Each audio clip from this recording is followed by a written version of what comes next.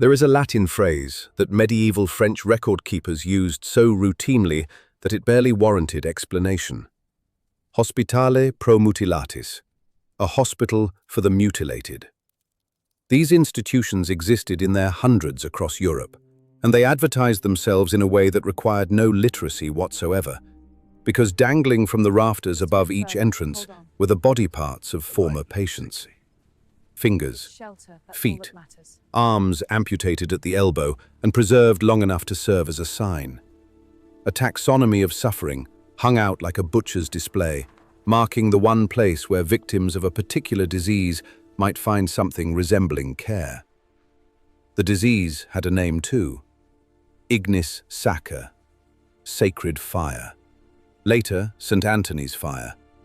And it killed with a specific, systematic cruelty, not quickly but by degrees, cutting off blood flow to the extremities until they blackened, died, and either fell away on their own or required removal. Those who survived frequently wished they hadn't. Those who didn't fill the historical record with descriptions that should be difficult to read calmly. What caused it was not a plague bacterium, not a parasite, not a curse, though medieval physicians were not obviously wrong to consider the possibility. It was a Tuesday lunch.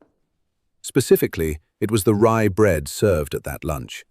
A microscopic fungus, Claviceps purpurea, what we now call ergot, infected grain crops across Europe for centuries, contaminating harvests that nobody knew were dangerous, being milled into flour that showed no visible signs of toxicity, and being baked into loaves that were then eaten by entire communities at once.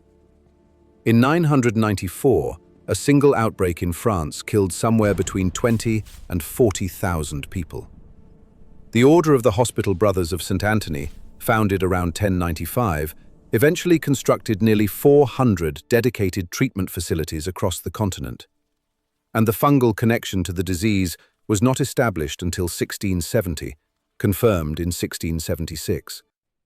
For the better part of a millennium, people ate bread, grew sick, lost their limbs, and attributed the whole experience to divine judgment. That bread, that deadly, invisible, perfectly ordinary bread, was considered nutritionally reliable. Which tells you something important about the context you are about to step into. Let me put you somewhere specific. It is somewhere in the 12th century, England, a village or the edges of a town. You are standing outside a building that does not look like a building in any sense you would recognize. It is a house, a family's private dwelling, probably one room, possibly two. But there is something hanging near the door. A broom handle, or a wooden paddle, or a crude carving of an animal. This is the sign. It means that whoever lives here has recently completed a batch of ale and is selling what they cannot use themselves. You are, by the standards of the day, about to go to the pub. The inside measures somewhere between 200 and 300 square feet. It is dim. The single window, if there is one, admits more draught than light. The floor is compacted soil. In one corner, or along one wall, there is livestock, because this is both a home and an alehouse and a barn, and these categories do not yet have clear boundaries. The air is a remarkable achievement. Wood smoke, fermentation vapor, animal waste, and human occupation have reached a kind of equilibrium that would register as an emergency in any modern building. You inhale it because there is no alternative. Outside, the situation is not better. Medieval English towns disposed of waste by placing it in the street and waiting. Wells and cesspits were sunk within yards of each other, because the relationship between contaminated groundwater and intestinal illness was a concept that would not be formalized for centuries. Archaeologists excavating Anglo-Saxon sites have found this arrangement confirmed repeatedly and without apparent embarrassment on the part of the original inhabitants. Life expectancy for males from property-owning families ran to approximately 31 years at birth.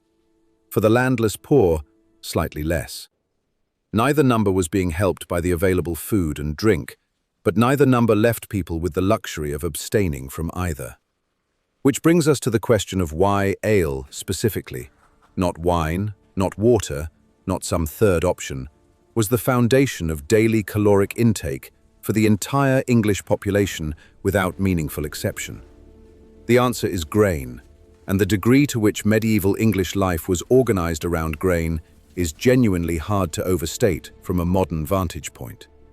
Historians estimate that common agricultural laborers obtained somewhere near 80% of their daily calories from grain-based foods. Military personnel, roughly 75%. Wealthy nobles with access to imported goods, spiced meats, and the full range of aristocratic dining, still 65%. There was essentially no social class for whom grain was optional. Grain delivered its calories in three forms: bread, pottage, and ale. Ale was not the third option. It was structurally equivalent to food, consumed at every meal by every person, regardless of age or social standing, and measured out in gallons rather than cups. So brewsters hung objects, brooms, paddles, branches, rough-carved figurines, near their doors when a fresh batch was ready, and removed them when the supply ran out. In smaller settlements, the concept of a fixed, dedicated alehouse did not yet exist. You simply went to whichever household had recently brewed. Some names survive. Maud London operated in 14th century Oxford and maintained a reputation significant enough that it appears in surviving records. Eleanora Rumming ran the Running Horse at Leatherhead in Surrey and became the subject of a satirical poem by John Skelton, The Tunning of Eleanor Rumming, which suggests she had achieved a level of local notoriety that outlasted her own recollection. She was fined 2 shillings in 1525 for overcharging and underselling, a sum that was less than the price of a single gallon of her own product. The enforcement apparatus, to put this gently, was not terrifying. A pattern that several historians have found worth noting: the iconography that came to be attached to witches in the 15th and 16th centuries shares a remarkable amount of visual vocabulary with the working environment of the alewife. Cauldrons over fire, black cats as mousers in grain stores, pointed hats that may have originated as a brewster's identifying headwear, broomsticks hung outside the door as trade signals. The overlap may be coincidence. It may reflect something more deliberate about who the witch-hunting literature chose to target and why. What is documented without ambiguity is that in 1540, Chester issued an ordinance prohibiting women between the ages of 14 and 40 from selling ale at all, on the grounds that their presence constituted an invitation to moral disorder. Several centuries of female-dominated brewing infrastructure dismantled by municipal decree. The botanical composition of the ale these women were producing is where the story becomes genuinely strange. Gruit, the herbal mixture used to flavor and preserve pre-hop ale, was not a neutral ingredient. Its core components varied by region, but typically included bog myrtle, yarrow, and wild rosemary. These plants were not chosen for their mildness. Yarrow contains thujone, a compound also present in wormwood, with documented neurological effects at sufficient doses, dizziness, auditory disturbance, and in extreme cases, states resembling psychosis. Bog myrtle was reportedly used by Norse warriors specifically to induce an altered state before combat, contributing to the berserker phenomenon that Scandinavian sources describe with consistent, if alarming, specificity. Until that point, what went into the cup at your local alehouse was essentially the brewer's private decision.